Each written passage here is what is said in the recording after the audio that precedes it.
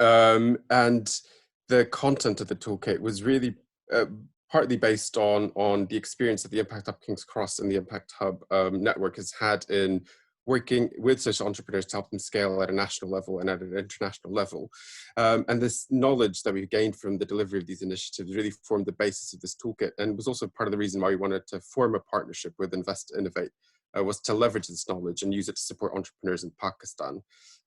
Invest to Innovate were our partners on the ground in Pakistan. They have a lot of experience of working with startup entrepreneurs locally, but they had also kind of identified a gap in the support available to entrepreneurs around scaling their operations nationally and internationally. So we wanted to essentially merge our institutional knowledge to create a resource that could be used to support entrepreneurs in Pakistan.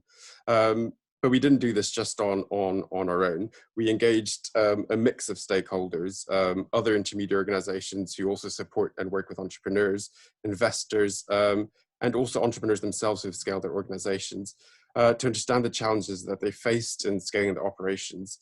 And we focused a lot of this research in Pakistan and working with entrepreneurs in Pakistan to understand also the kind of the local challenges and how those were different from the ones we had already identified, and also tested the toolkit with startups in Pakistan through I2I's accelerator program to ensure that this really was a relevant and practical resource. And we tried as best we could to really incorporate all of these learnings into the toolkit and make it a practical resource to help entrepreneurs in becoming ready to scale. The project was broken up into 3 main stages. And the first 2 were focused on that primary research element of learning firsthand from the stakeholders about how they approach scaling their own operations, but also the companies of those that they were supporting. In the first stage, we had a delegation from Pakistan come and explore the social and creative ecosystems in the UK. The visit focused firstly in London, which tends to be a hub for a lot of the business support activities. And we explored the kind of the different methods used in London, but also in Bradford, which has a very large Pakistani diaspora and a growing startup scene, which we wanted to tap into and explore the cultural ties between the UK and Pakistan. And we did that in partnership with 30 Chapel Street, Cameron, who you've just heard speaking, who really was kind of the expert on the ground and the link to that community in Bradford and the Yorkshire region. The second stage of the project took a similar approach, but this time we went with a delegation from the UK and conducted research in Pakistan to understand whether the methods used in the UK that we had learned about in supporting entrepreneurs to scale were already being implemented in Pakistan, to understand what the gaps were in the ecosystem in Pakistan, and to test whether we could adapt these methods to help entrepreneurs in Pakistan scale their operations nationally and internationally. So the objective of both of these trips really was to get a deeper understanding of the social and creative ecosystems in both countries, and test our own knowledge and assumptions about scaling enterprises, and build all this into the toolkit so that it was a resource that could be used in Pakistan as well. And that really was the final stage of the project, which is bringing all this research together to create the Scaling Readiness Toolkit, which addressed the challenges faced by entrepreneurs in scaling the organizations, and also advice on how to overcome those. And we wanted to really just take this chance to thank all of the stakeholders and the entrepreneurs that were involved in this project, that gave us their time and helped us during this process. Because without them, we really wouldn't have been able to build our own knowledge and make this a practical resource that was able to be used on the ground in Pakistan. So thank you again to everyone who was involved in this project at some point during this process. And then to kind of move on to some of the content. Part of the way in which we tried to make this resource as practical as possible was we were really comprehensive in identifying the barriers faced in running a business at all the different stages of an organization's development, from idea stage to scaling. And we broke them into 4 main categories, which you can see here on the left, in terms of personal barriers, financial barriers, environmental barriers, expertise, and other barriers which are specific to Pakistan. It was interesting to see that a lot of the barriers that we identified were ones that are faced by entrepreneurs regardless of where they're running their business. But we also made sure that we included elements that were unique to Pakistan. So for example, at a scaling stage, a barrier which is often cited by entrepreneurs is the struggle in changing their role from one of delivering the daily operations of a business to one of a leadership, and having to kind of plug in the institutional gaps within the knowledge gaps within the organization as they grow. And these are challenges that would be faced by any entrepreneur. But in Pakistan, additionally, they may also have to overcome the cultural expectations of securing a stable salary job rather than spending their personal savings on starting and expanding a business. And we were really systematic in identifying these kinds of barriers throughout the toolkit because we wanted to help entrepreneurs become ready to scale. And in order to do so, they need to know and identify what challenges they may face. And also we included a large part of kind of advice on how to overcome those barriers step by step. So the toolkit really takes the entrepreneurs through these steps and what they can do to address the barriers that they will face when scaling their operations. Because really kind of, it's never going to be an easy journey, but being aware of the challenges that you might face in advance will help you prepare for those. And we wanted to design this toolkit so that it would help entrepreneurs and organizations working with entrepreneurs mitigate those risks and produce scaling strategies that were unique to them, that made sense within the context that they were trying to scale to, but that would also help hopefully make scaling as successful as possible.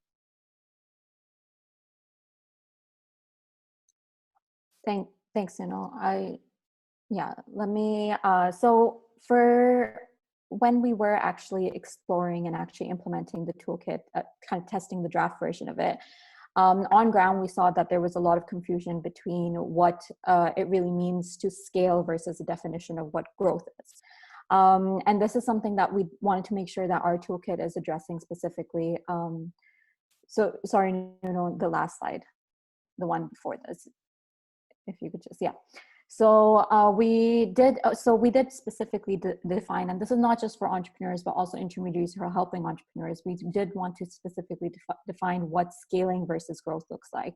And we see scaling as kind of a offset of growth, which often is a little bit more in a different time frame because it's a lot more exponential and rapid, and especially in terms of the customer acquisition that you have, revenue generation, and the scale of the impact that you're trying to create. And the second thing is that we look at scale as something that takes relatively a lot less resources as inputs to achieve that scale or achieve that type of growth, whereas growth can be a little bit more kind of relatively steady over a longer period of time with a lot more resources. So scale is a little bit more looking at things if you want to do them more rapidly, you want to enter a new market at a specific time to achieve a certain goal. So just before we get into we can move on to the next slide, this is just kind of where we wanted to set our expectations before we move into the main chapter of the toolkit, which is developing scaling readiness. And why we thought to concentrate on scaling readiness is that a lot of enterprises and a lot of intermediaries actually do not understand kind of what stage is the right stage to look at scaling. And really run a self-diagnostic is kind of the trick. The implementation part of things or the next few stages come a little bit after, but just to develop that business plan is a lot more difficult when you don't understand the different areas or the concepts of scaling that you can go through. So the idea was to really deep dive into the scaling readiness part of things and make entrepreneurs really understand that, are they scaling for the right reasons? Are they using the right strategies to be scaling? Are they scaling at the right time and the right markets that they're looking at? And that's really where the first section comes in, where they want to understand this concept for themselves. And for this, what we've done is we have activities and local case studies that give them an overview of questions that they can ask themselves to develop that kind of plan in their head before they really deep dive into it. And then we've kind of looked at specifically, and this is all based on research that we've done on ground. So we've looked at the issues. One of the main issues that people do go through while they're scaling is their organizational capacity, mainly looking at their team and their structure. Now, this is what we've done in this section when you do go through the toolkit, is that we've given kind of local examples of expanding teams and how that can be done, and kind of the issues that are faced by local entrepreneurs when they're looking to scale in terms of bringing new management into new markets, and really exploring the advantages and disadvantages of different structures that they can use, like branching or licensing, and what is most suitable for them. So again, there are activities which they can kind of do a self-diagnostic for this area. We then also have gone into a more very generic kind of area, which is operational requirements, which is usually it's very basic, but it's a lot of times overlooked by entrepreneurs because they don't have the systems in place to scale successfully to new markets, kind of just guiding them through what automation could look like in a lot of their kind of services and a lot of their systems. And there's no hard and fast rule, but it's more best practices that are used internationally, both internationally and locally. And then we've gone into the really kind of area that everyone does want to explore, which is investment readiness. Like, are you really ready to absorb that kind of funding that you get? Are you really ready to reach out to investors and present your scaling plan and program to an investor to be able to receive that kind of funding?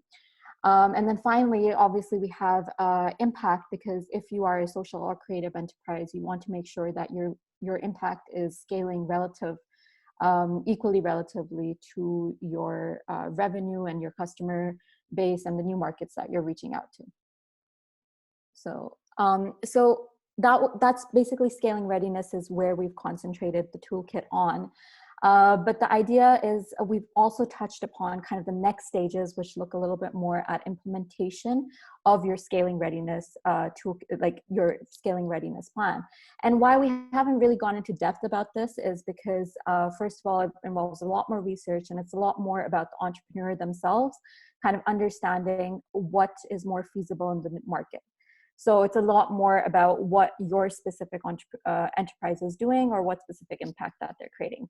But that being said, we have briefly touched upon the next stages, which we believe is market research and preparation, which really involves you exploring the new market that you're entering and really looking at the difference in pricing or the difference in the model that you're going to be taking to that new place.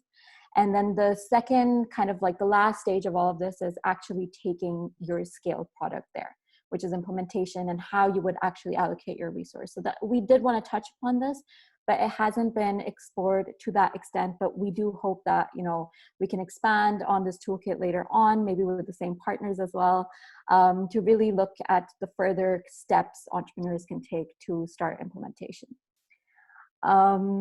So now just getting into kind of like wrapping up how to use the toolkit. So how we intended that our partners or intermediaries will be using this toolkit is that it would not be a cohort-based model that they would be implementing this toolkit on, but a lot more bespoke. It's more one-on-one. So this is basically taken from programs that Impact Hub has already done in the UK and best practices taken from there. So it works, and also when we have tested it with our accelerator program.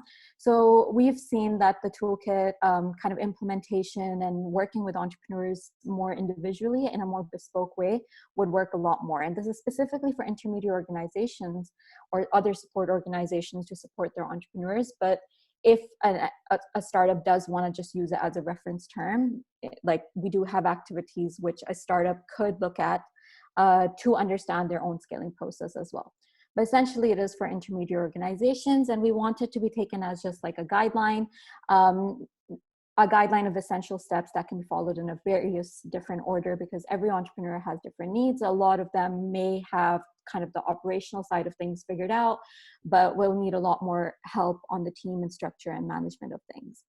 And which is why we've kind of organized it in a way that we have local case studies where you can look at local examples of how people have overcome it on ground, and then also look at activities which the entrepreneurs can do themselves, or you can do with the entrepreneurs as an intermediary. Just moving on to the last slide. So what are the next steps for you guys before we get into the panel is that we're going to be sending you a link to be able to download the toolkit from our website. And we would love if you could get in touch with us for feedback or just generic comments that you may have. We also would really urge for you, if you are looking to implement the toolkit, to get in touch with one of the organizations who have developed it, Impact Hub or us, or even the British Council. So if you have kind of questions, if you're looking to work with entrepreneurs who are scaling internationally, especially to the UK, you can reach out to Impact Hub. So you can reach out to Nuno on that email address. And if you're looking at more kind of entering new markets locally in Pakistan or regionally even, you can reach out to me from I2I. And we're here to answer any questions, just to make you understand what the process was, you know, just to help you guide kind of how you could implement this. And we have our kind of social media handles and websites up there if you need to just follow us and what's ongoing with our projects. So yeah, I think we can hand it over to Kulsum now, who is our founder and CEO, and who's going to be kind of moderating the panel on scale and growth, which we wanted for everyone to have an open discussion around what that actually looks like for entrepreneurs and for intermediaries and investors on ground. So Kulsum, handing it over to you. Yeah, thank you. Everyone can hear me okay, yeah? Thanks, everybody. Good morning from Washington, D.C. Good afternoon or good evening, depending where you are in the world. I hope everyone's staying safe and healthy, because obviously we're in the middle of a pandemic, so we appreciate you joining us here today.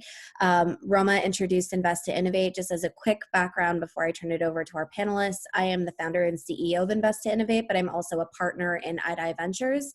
My partner, Misbah, is on the call as well. It is our venture capital fund for Pakistan, which we launched about a year ago. So we've not only been working with startups in the Pakistan market for over 8 years now, but also have thought about scale and growth from an investment perspective as well. And I'm really excited about the panel that we've gathered here today. Obviously, Faisal and Adnan from the Pakistan ecosystem, and representing both the investor lens as well as the intermediary lens. And Julian, who's joining us and represents Lemonade, which obviously has expanded across Europe. And so, and has had that experience. And because so much of this, of what we've done together with Impact Hub and also 30 Chapel Street, which is awesome, another awesome partner of ours, was really thinking about the linkages between these two markets. And I think oftentimes, from a power dynamic, things are seen as often top down, is that this is what the UK is teaching Pakistan. But I think what I really loved about this was that it was much more of an exchange of what we're learning from each other, and really how do we adapt what Impact Hub has done so well across Europe with their scaling program that I know Julian is a part of right now. How do we adapt that to the Pakistan context? So the conversation today, just to frame it, is really kind of, the toolkit is obviously really incredible, and this work has been so tireless by both organizations and our teams, but really having an open discussion about scale and growth and what that means in the Pakistan context, as well as in the European context, and what does that mean for what we can learn for the future. So with that, what I would love to do is to have our panelists introduce themselves. I will just list you in the order to introduce yourself. If you can introduce yourself, your name, your organization, and then as a prompt question, what does scale mean to you? And what is, as Roma mentioned, the difference between scale and growth? What does that question mean to you as well? So let's maybe go in the order of Julian, and then Adnan, and then Faisal. So sure. Julian, I'll turn it over to you. Thank you very much. So my name is Julian. I'm the UK Managing Director for Lemonade and Charity. I suppose most of you are not aware of our drink, so I've got a bottle here. This is what a bottle of lemonade lime looks like. We've got 8 different flavors. Been trading as a company for 10 years now, and we're a social enterprise. So the company was founded on the ideas that there is a way of doing business with profits, but also principles, supporting some of the most underprivileged communities on this planet. So we reinvest parts of our proceeds in the countries where we source the ingredients from, such as India, Sri Lanka, Paraguay, Mexico, South Africa. And we've been able to raise over £5 million for social projects in those countries. On the question of scale and growth, for us, that's not merely a way of increasing shareholder value or increasing profitability of the company, but it's a means of actually growing our impact, because impact is core to what we do and why we do what we do. So it's a means of actually being more efficient and more effective in fundraising money. Great. Adnan. So I'm Adnan Faisal. I run an incubator, a university incubator in Pakistan. And I also run an accelerator which basically helps local founders grow global. For reference to the definition of scaling, I believe that scaling happens when sort of product market fit happens. That is when basically rather than pushing the product or the service or the offering that you are sort of that the founder is working on, a pull starts to a pull the the product, the founder starts having a good problem of not being able to sort of meet the demand. So I think when that starts to happen, that is what I like a successful scaling. Thank you. Great. Faisal? Sure. Hi, I'm Faisal Aftab, Managing Partner of Laxon Venture Capital. Laxon Venture Capital is part of the Laxon Group, which is one of the largest corporate conglomerates in Pakistan. Everything from FMCG, such as Colgate-Palmolive, one of the largest media groups in the country, Express Media, Tribune, publisher of New York Times, as well as one of the largest fiber optic companies in the country, in Cybernet. So really with the backing of that group, we're out there. We raised a fund, raised money from, I would say, some of the largest business families in Pakistan and diversified the pool. And we're giving them exposure into technology venture capital in Pakistan, primarily focused in the pre-Series A and Series A segment. The reason why we identified this gap in the market was, initially at the time it was a gap, was that there were a lot of early stage investors in Pakistan. But essentially to grow companies and scale them, you needed investors that could basically stick along in all the various milestones. So what we do is we basically back companies coming out of incubators and backed by angel investors, and then essentially right when they're showing either network effect or user growth, and essentially give them a meaningful enough check so that they can have a runway for 24 to 36 months. And then with relationships, help them get the next round of funding, follow on. In terms of scaling and growth, the way I look at it is obviously from a technology lens. It really comes down to the ability to scale in Pakistan. So one is obviously from identifying the right product and market fit for that product, and which will create organic growth. So you have to market. You can't simply just acquire by marketing. You have to have a solution and for a problem, and then organically that starts growing at a very rapid pace. And then you use dry powder from capital to enhance the adoption of that particular product. And then the most important component of scaling is obviously the infrastructure. So things like the cloud connectivity, which has been a bit of a challenge in Pakistan because of the international cloud platforms such as AWS or Microsoft Azure. They tend to be based in dollars, and currency volatility has an issue there. And then domestically, obviously, some of the cloud platforms, they still are not at the same level as essentially AWS or Azure. So that's a huge component. And then obviously, working with the founders to understand scaling, having the right resources in place. So just a brief synopsis. I'll give it back to you, Kulsum. Yeah, no, and I think that that actually leads me, I'm going to ask you the first question, actually. So just on that, because I think we both operate in the investment space in Pakistan. Scale is a challenge, right? I think it's hard to find companies that are really poised for scale, companies that have exhibited the potential for scale. But obviously for the difference between what we do at Eye to Eye and Laxon is you guys operate, even though we're both early stage, you operate a little bit later in the chain, and when you just mentioned pre-series A. And I know, Faisal, what I love about you is that you're this macro guy. So we love having these conversations about framing of market opportunities and things like that. So for you specifically, how do you identify, because you've obviously, you guys have invested in Mandi Express and BookMe. These are all companies in Pakistan that were poised for scale when Laxon really came in at the stage that you guys invested in. Right. How did you decide, or how did you identify that company was poised for scale? And, what were the factors that you looked at? And number two, when they are scaling, what role do you feel that investors should play in that? Sure. So scaling is the way we identify scaling is basically if a company is showing significant month-on-month revenue growth, and that could be anywhere between 5 to 10% month over month. And then obviously network effect, which is user growth month on month. So any of those two attributes account for basically the right time to come in from both from a scaling point of view and from that sweet spot where we like to put in the money. We feel that they're ready for that $500,000 to a $1 million check to basically ramp up and growth in the business. What we specifically look for, and this is where I think our approach is somewhat conservative, is that we look for a path to profitability. So simply just having an idea and just going out there and wishing that you're going to raise money, that tends to make me nervous.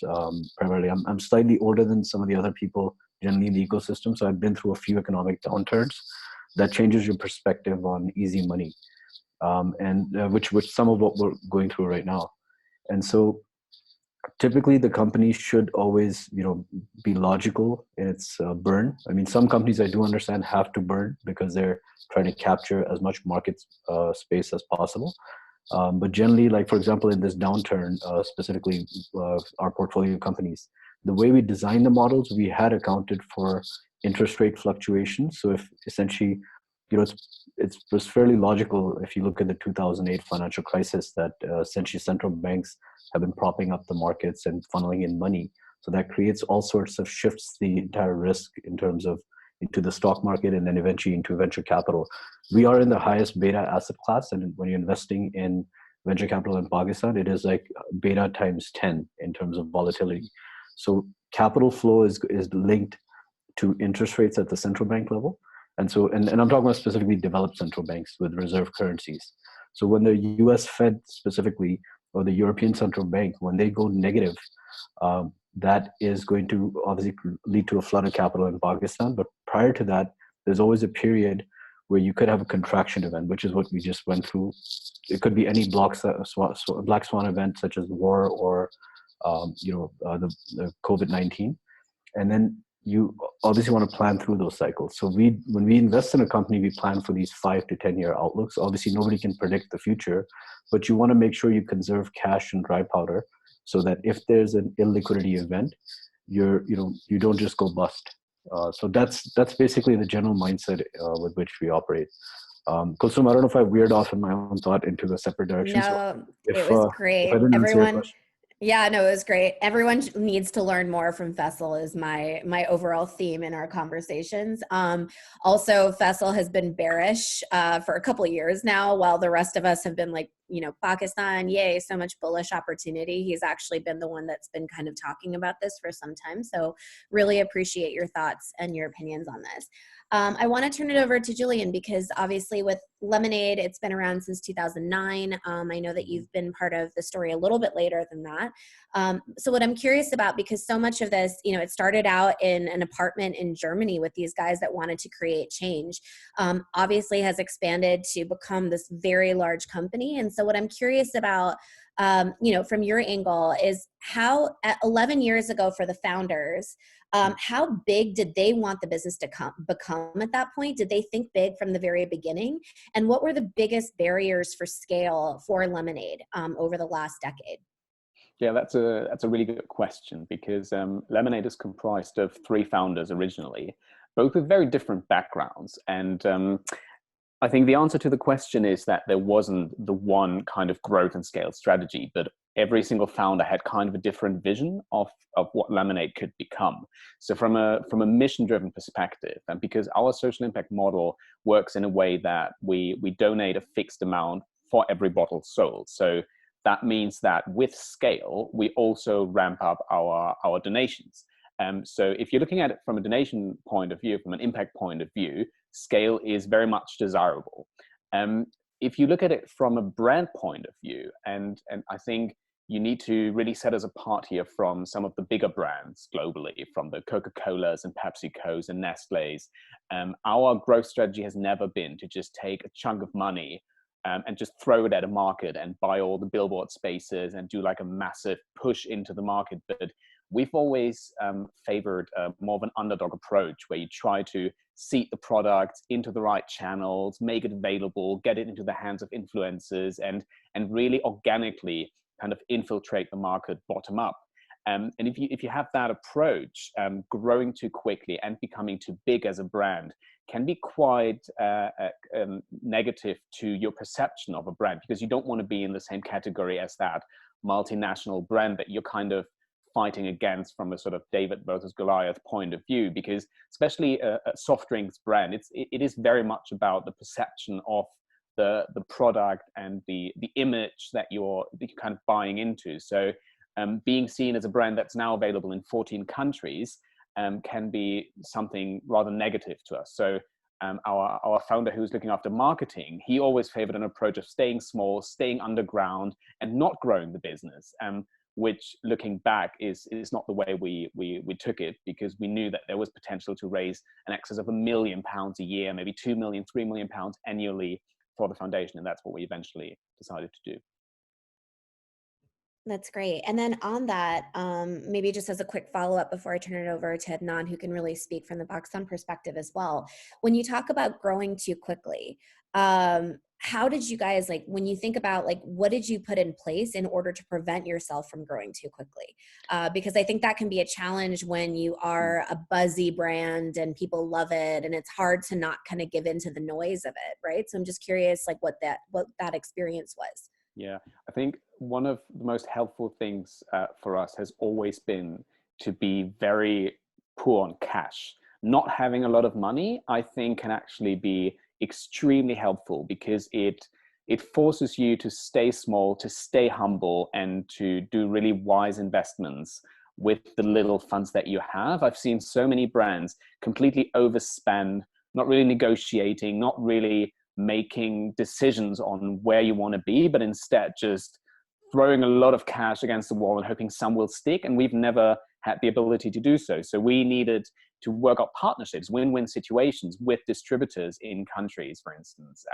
And we kind of take a different approach for each market. I don't think there's a one-size-fits-all solution. You need to find people at a similar stage as you, distribution partners, marketing partners, who believe in the brand, who understand what you're into, and kind of help you to reach the next step. And that can be with your own team. That can be through kind of a joint venture agreement. But I think, especially for social enterprise, it's extremely important that your partners share the vision of your mission and are not just in there for the short-term cash, because all too quickly you can just, as you say, outgrow yourself and go into mainstream channels too quickly. For us, that would be supermarkets. We usually don't approach supermarkets in a new market for the first sort of 3 to 6 years, very deliberately, whereas a lot of food brands try to jump into the biggest chain that's out there, scale up their sales, whereas we think that's very short-term lived, could be potentially, but instead kind of grow it organically, grow it slowly, and then at the right stage, accelerate. Thank you. And speaking of companies that maybe raise too much money too fast, Silicon Valley, I think, is known for that in terms of, just huge valuations, money that's being thrown at stuff. That leads me to our third panelist, a friend, Adnan, who obviously, as he mentioned, has been running the TIC, which is basically the technology incubator, incubation center at NUST, which is the National University of Science and Technology, tier 1 university based in Islamabad. But I think what, for Adnan, what he's really done, which I think is so cool, is the accelerator that he's built is really taking Pakistani startups to Silicon Valley and exposing them to that, which is amazing in a lot of ways, because when we talk about the hotbed of scale, that's ultimately Silicon Valley, for better or worse, right? So what I'm curious about from you, Adnan, if you could maybe share, first of all, the inspiration behind starting this program. And then secondly, because Pakistan, in my opinion, I think sometimes one of the biggest barriers to growth is actually a mindset issue.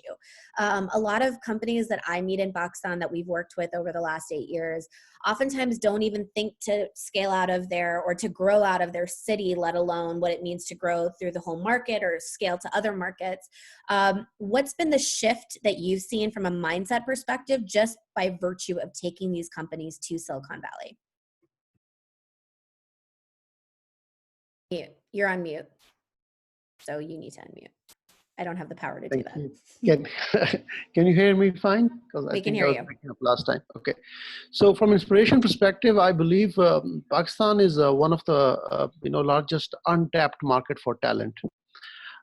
We have like highly talented people, both from technical perspective as well, from the enterprise spirit that they have, and also the hunger and the fighting spirit that these founders have.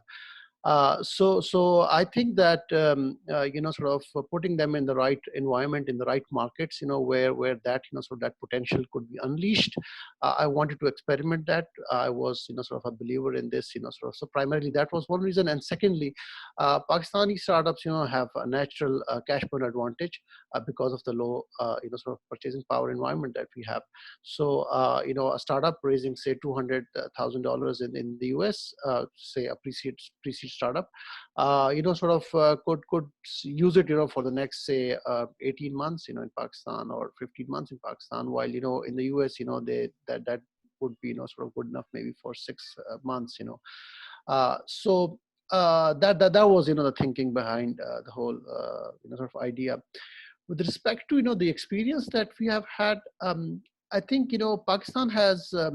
Uh, so I'll talk about the founder mindset shift, but I will link that with also the investment related challenges in Pakistan also, because in Pakistan everyone wants to invest conservatively, like Faisal does.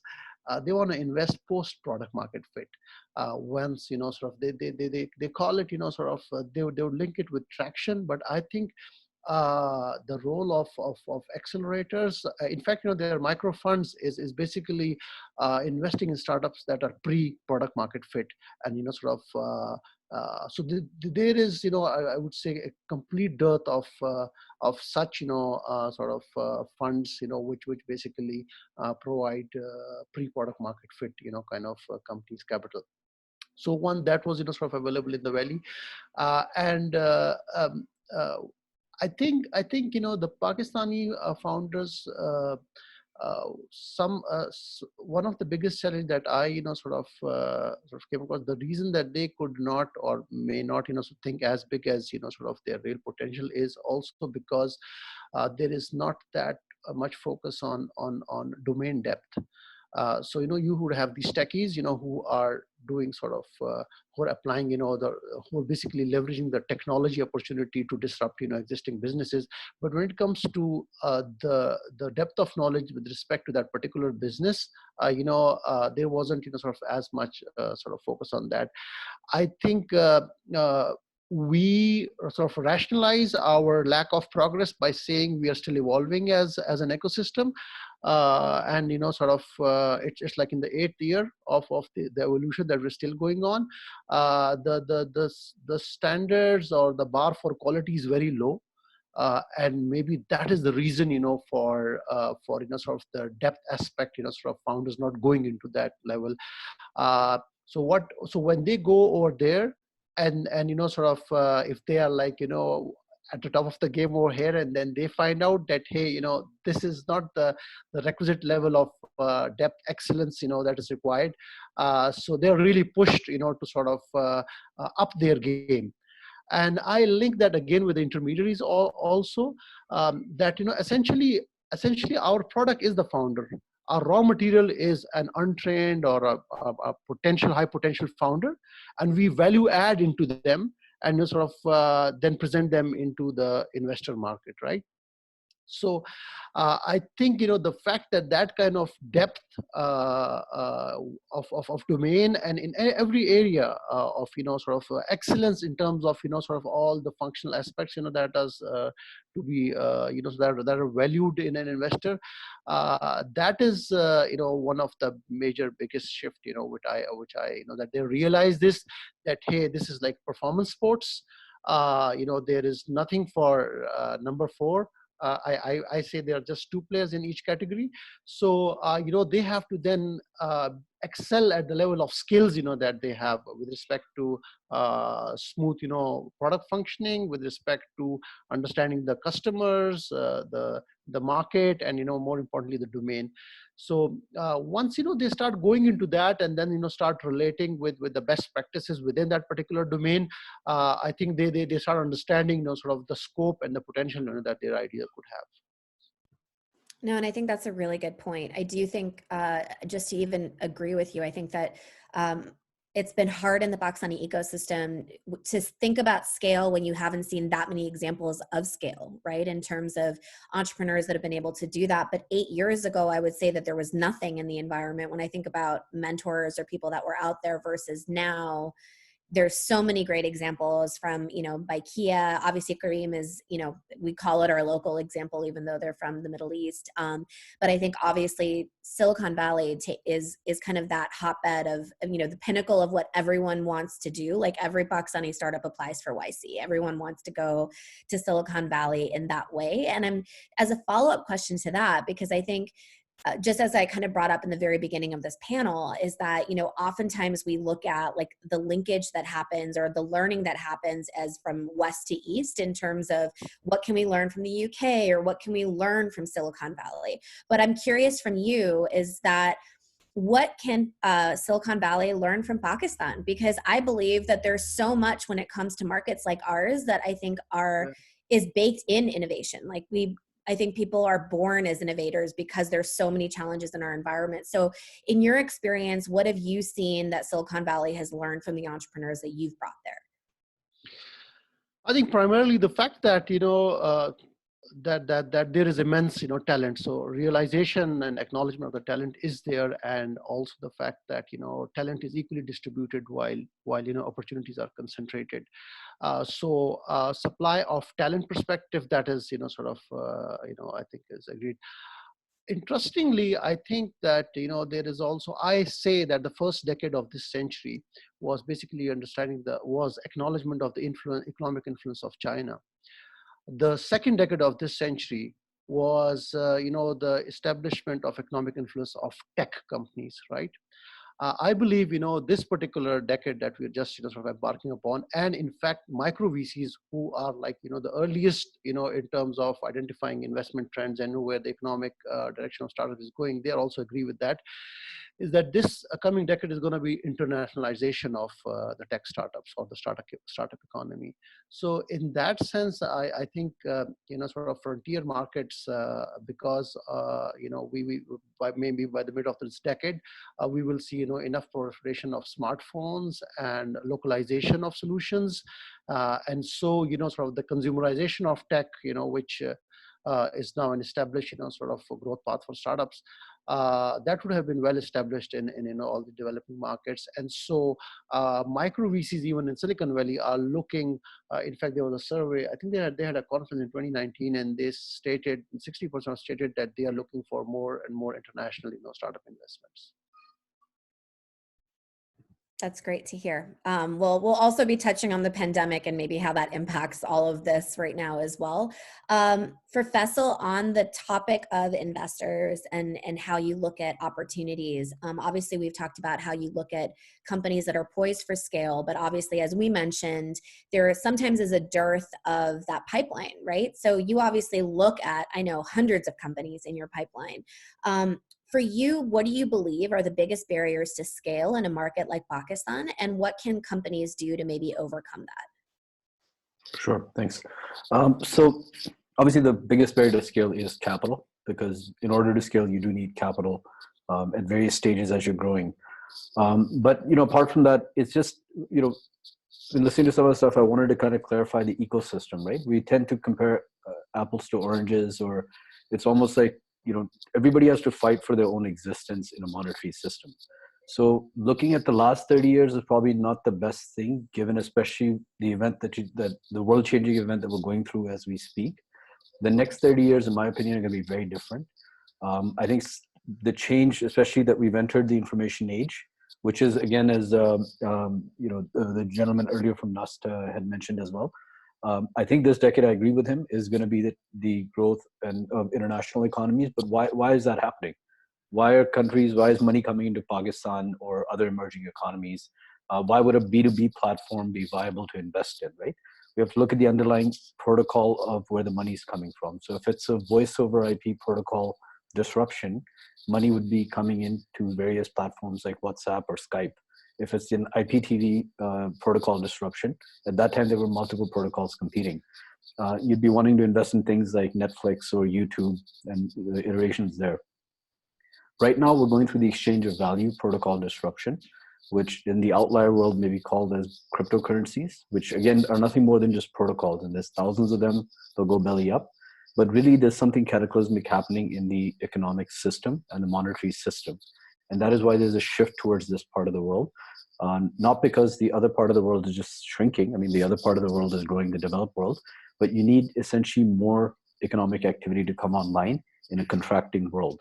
This is the first time in the history of the world we have the technology to capture every segment of economic activity down to a village. As we move towards cashless systems and digital payments, primarily from payment gateways that are coming in, you're going to see leapfrog in growth in economies like Pakistan. So Pakistan's black economy, I think it's an open secret, is at least the same size as the black economy. If our, our documented economy, right?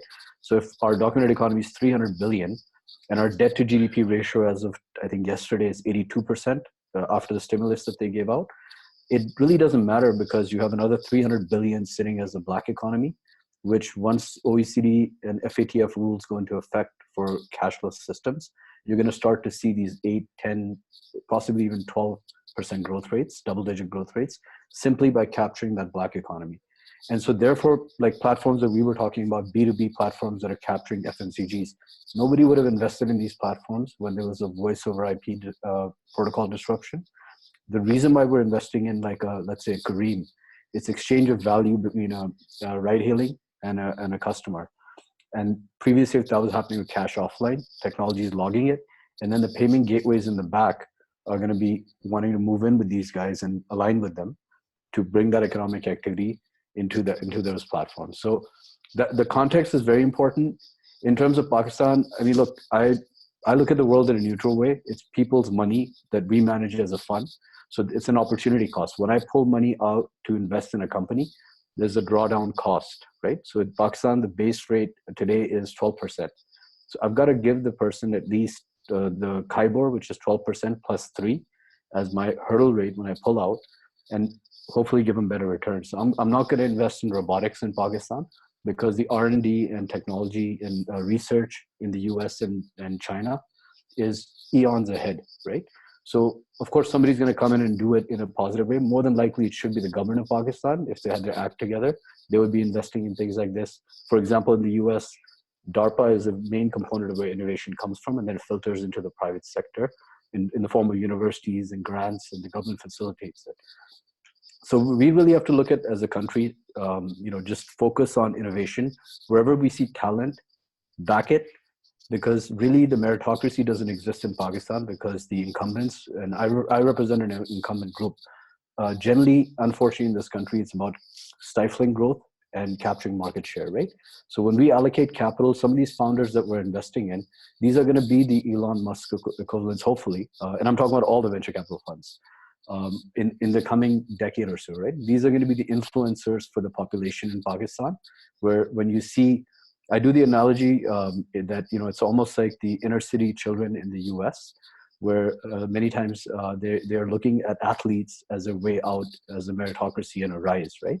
So for the younger generation, 70% of which is below the age of 30 in Pakistan, these tech companies that are coming up and these innovative companies that are coming up, as they get funded and these founders become multimillionaires. I mean, many of these exits in the very near future, in the next 4 to 5 years, are going to be in the $300, $400, $500 million range. And people are going to walk away with $100, $200 million, which is a lot of money for Pakistan, right?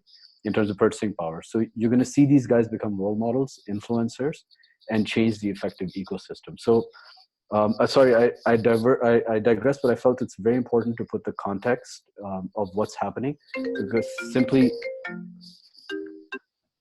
analyzing the market and comparing apples to oranges doesn't work, right? As I think, Kulsum, we talked about this, comparing, there was in the last forum, I think we had, everybody was complaining about, hey, there's so much money going to India and none coming into Pakistan. There was a very concise reason for that, right? I mean, India and the region launched 3G and 4G in 2008 and 10.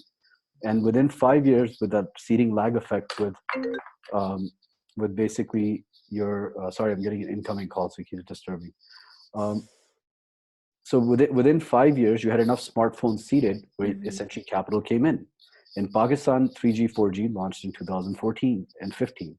So right about 2019, when we had 70 million smartphone users active, you essentially had tons of money starting to roll in. So it is an evolution process. It just comes down to how good decision making is at the governance level. That's something none of us can really control. What we can do is identify the opportunity when it comes up, and things will evolve. And the last thing in terms of what you're saying in scaling, what will happen is, look, these guys that are creating companies today, right? Guys and gals and everyone in the ecosystem, as they grow these companies, scale them, become success stories, their employees, co-founders, when they come out and they essentially create companies, you're going to have better and better companies. People are more trained in cash flow management. They'll have more knowledge. I mean, some of the things I think we saw this year was when somebody from Kareem or from Daraz left and joined a startup. Those startups started scaling very quickly, right? Because there's methodologies that they learned.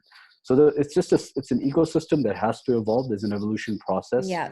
The banking system, I liken the VC venture capital set up in Pakistan today to banks in the 50s in Pakistan. They've evolved significantly. Will also evolve, and same thing with the ecosystem. Yeah. So just a background concept. No, I agree with that. And actually, unfortunately, we were supposed to have a fourth panelist today, Fatima Mazhar, who was at Kareem for a number of years. She helped launch their Lahore, Doha.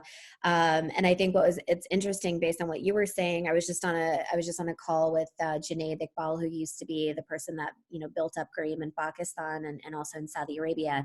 And he said that internally they're using the term the Kareem cartel, similar to PayPal Mafia, because there's actually like a really interesting multiplier effect. For those who don't know about Kareem, it is obviously ride hailing, was acquired by Uber, co-founded by a Pakistani, started in the Middle East. Kareem was huge in Pakistan. It actually beat Uber in Pakistan. And what's really cool is to see how many companies are being started by Kareem employees right now, how many of our companies or any startup in Pakistan are hiring Kareem employees on their growth and scaling side of things. And I think that's really cool to me, is like when we're seeing is the impact of an ecosystem that as it matures, you're starting to see that trickle down effect, to your point, Faisal, as well. Julian, what I want to do is to pass it to you a little bit, because I think what's really interesting, as I was listening to you, when you were talking about fundraising, right? And you said you guys actually stayed small for a while, which is also how you prevented yourself from growing too fast, which tends to be an issue for startups globally, not just in any one market. But what I'm curious about for you, and I'm sure for the audience as well, is you guys obviously have impact baked into who you are and what you give back to. Did that impact who you went to from a fundraising perspective? From what I've read, maybe there's more, you've raised more than this, but I've read that you've raised about £4 million. But, did that impact who you approached, how you approached them? And did you change the lens of how you framed Lemonade based on if you spoke to a commercial investor or you spoke to an impact investor? Okay, very interesting question. I think primarily because we're quite unconventional in that way. So I understand there's probably a lot of like tech entrepreneurs here whose first source of money is probably an angel investor, a VC. I think because we operate in a slightly different side of the economy, which is sort of more old school because it involves a lot of machinery and warehouses and stock. So scaling for us is a lot more costly. We can't just go to a new market and scale. We have a lot of fixed costs added. But what's also different is because we're not a commercial business that does a bit of social work on the side, but the sole reason for the existence of Lemonade is because our founder wanted to create a different way of running a business, essentially a different way of fundraising. Instead of asking people for donations, building that donation bit into the product and the company. And what was most important for him is to remain commercially independent, so not have investors in the business that could change the course and direction of the company. Because that's something that you see with a lot of successful social enterprises, that few years down the line, when they really scale and they're really successful, is at some point they do sell out. You've seen that with Ben & Jerry's, you've seen that with The Body Shop, you've seen that with a lot of other successful global companies, that it's only a matter of time. Honesty, sort of one of our competitors, sold to Coca-Cola now. It's a matter of like, when do you sell the business? What's your exit strategy? And we've never had that. So for that reason, we to date don't have any investors in the company. As a very sort of definite business decision, because the idea was never to sacrifice mission for growth. And I think at the point where you either take the company public or you have investors on board who are not sort of mission-driven investors, but growth and profit-driven investors, which is, I think, fair enough for most parts of the economy. But I think as a social enterprise, you've got to be extremely careful with that, because, for instance, Anita Roddick with The Body Shop experienced exactly that problem, that at some point she got overruled by her board members, by her shareholders, and she could not fulfill the social mission that she started to do.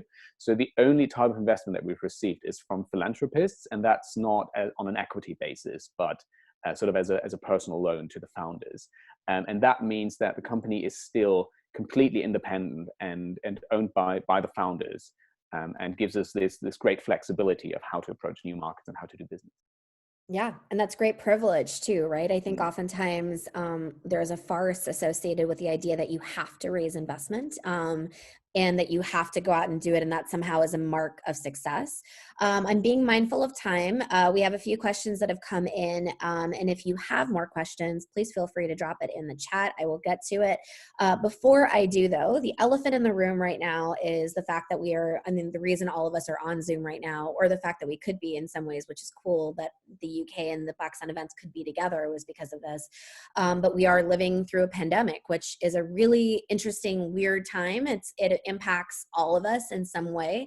And so for each of the panelists, and maybe we can go in the order of Adnan, Julian, Faisal, if you could just maybe take 2 minutes to explain for you, like, how does COVID-19, the pandemic, how is that impacting your organization? And in the case of Adnan, not only from an intermediary perspective, but how is it impacting the companies that you've worked with as well, and Faisal as well as Julian. So I'll start with Adnan first. Yeah, so yeah, it's a very serious issue for startups, especially which are because as I said, the startups we work with are like pre-product market fit, and so they are at the most fragile state of their progress. And at this stage, when sort of revenue is sucked out of their business, essentially, they even the product that they are developing, that becomes very challenging. So in that sense, a number of our staff, firstly, our incubator, the physical space that we have in the university, that has been that isn't operational, and we have sort of asked all the people to start working from home. But now so we are working on sort of giving them access to sort of physical workspace, because a number of teams are complaining that some of the joint activities, or say the physical prototypes that they have to work on, that cannot be done. So a selective opening is happening, so that's on the physical side. But I think the biggest impact is on, of course, the financial side of things. When your revenue sort of drops suddenly, say by 80%, or in some cases even 100%, what do you do with the employees? So we have encouraged them to sort of communicate more with their teams and look at sort of some joint solution to it. So for example, some of them have gone for an across the board cut. Some of them have sort of given 2-3 months paid leave, so it's like a furlough concept that they're following. But overall, I think the most affected from this scenario are of course our startups. I would also like to state at least message to the other startups listening, that in my opinion, by the end of July, till end of July, the number of deals, are still going to happen, but they're going to be, say 25% of, what they were in the norm. And, similarly, the valuation compression also would be 25 to 50%.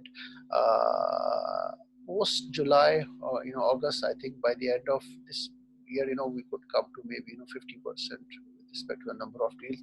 However, I'm afraid that, this particular situation is going to, sort of continue till the end of 2021, unless, sort of a vaccine, comes up, because, a lockdown becomes successful in one province and then, sort of it erupts in another one. But what is the positive thing coming out of it is that investors in the Valley and all around, they are now more open to virtual meetings. And so, it is a kind of an equalizer, to some extent. And if there are ideas like, say remote education, or, sort of even home-based health services aspects.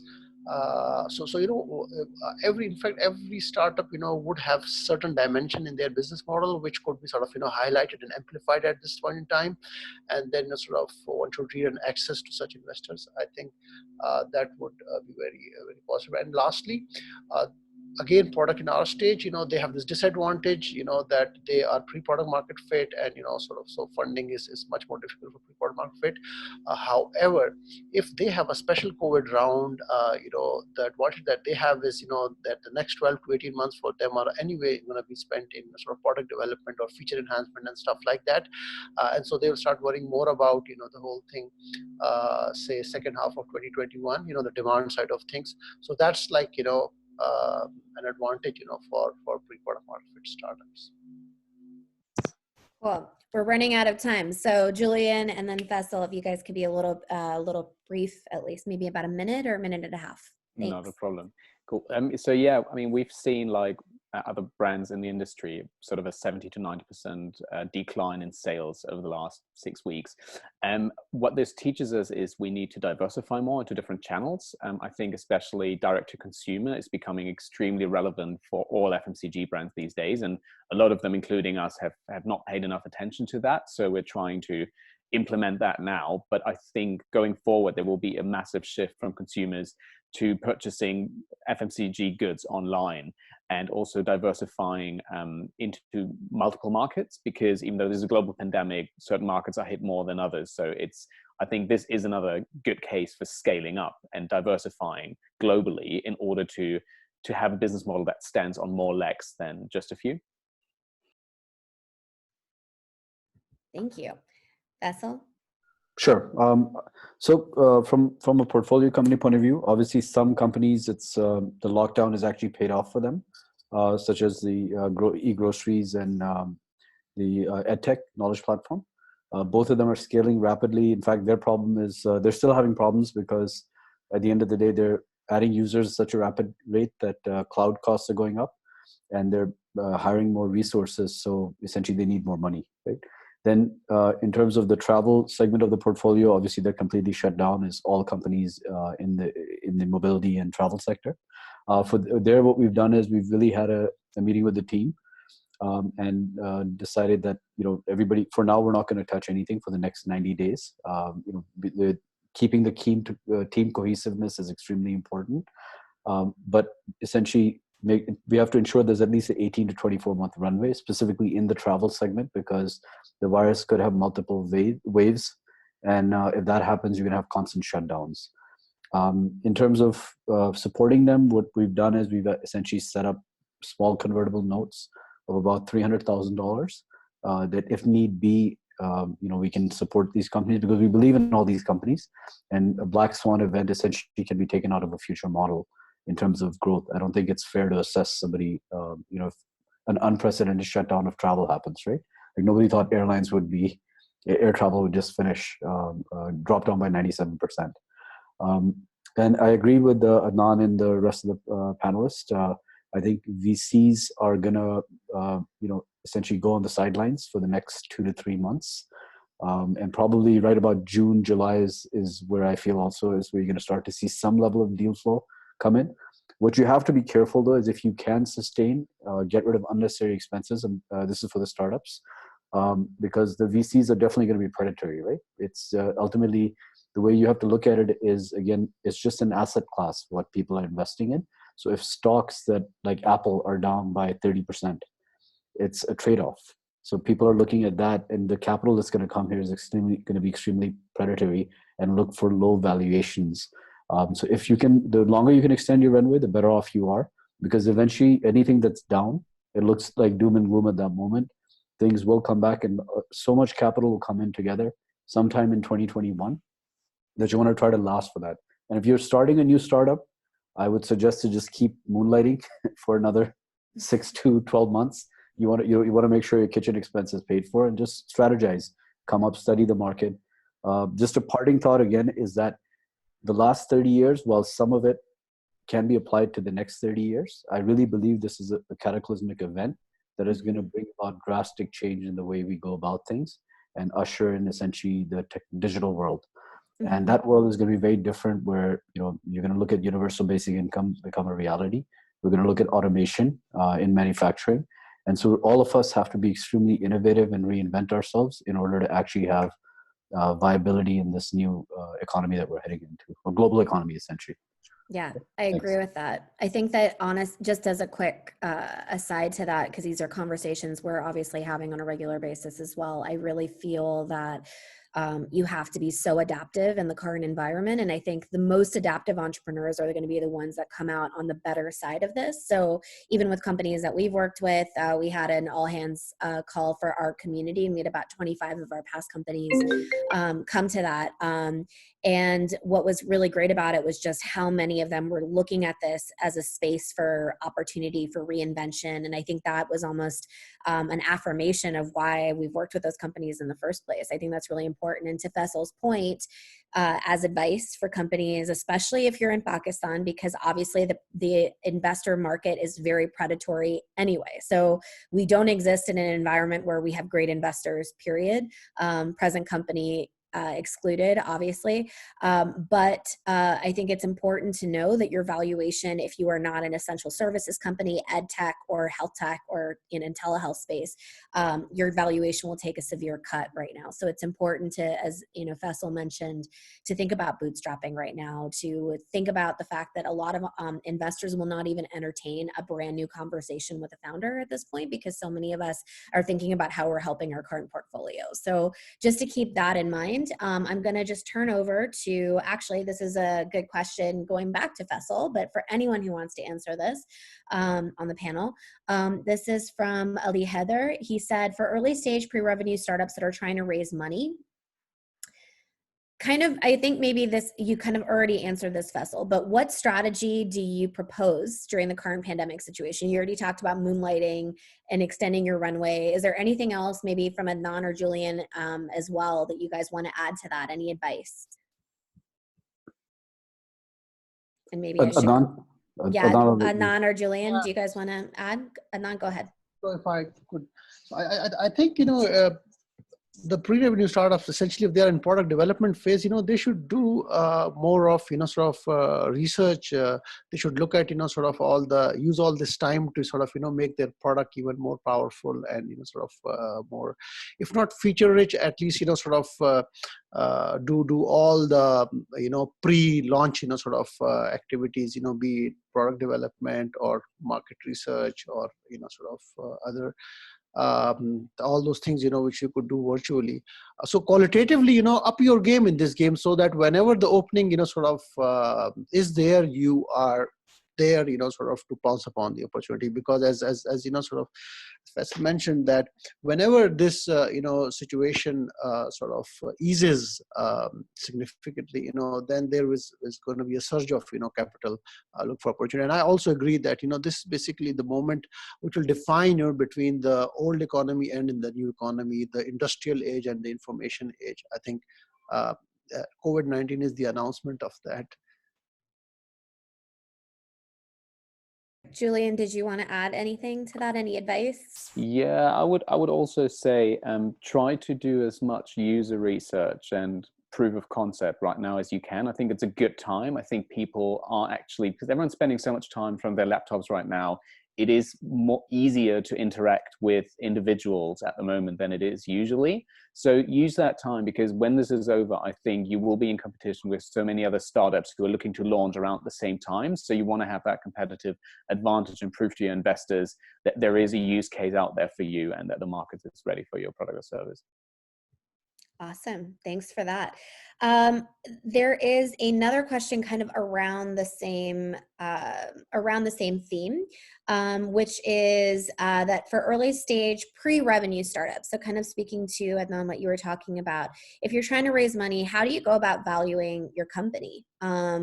They believe that they can be a game changer, but they're still pre-market. I have some thoughts on this too, but if anybody wants to add in on this, and obviously maybe the current pandemic obviously means that will impact valuations, but some maybe taking that out for a second.